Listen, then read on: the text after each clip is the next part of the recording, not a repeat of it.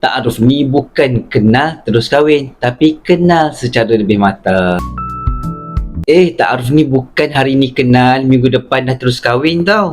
Bukan. Proses ni merupakan proses untuk anda saling kenal mengenali dengan cara yang lebih terpelihara. Kenal dia punya nilai peribadi, cara hidup dia, agama dia, latar belakang dia dan juga prinsip hidup dia.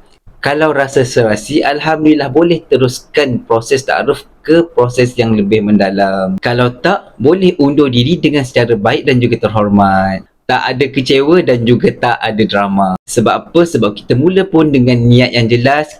Kedua-dua belah pihak kena faham konsep ta'aruf yang sebenar. Jadi jangan takut nak ta'aruf sebab ia bantu untuk kita buat keputusan yang lebih matang. Bukan ikut hati semata-mata. Kalau anda belum ada calon ta'aruf lagi, jom ke Tiljanat Omai sekarang juga. Mana tahu tahun ni anda bakal bergelar pasangan seseorang. Daftar hari ni, okey?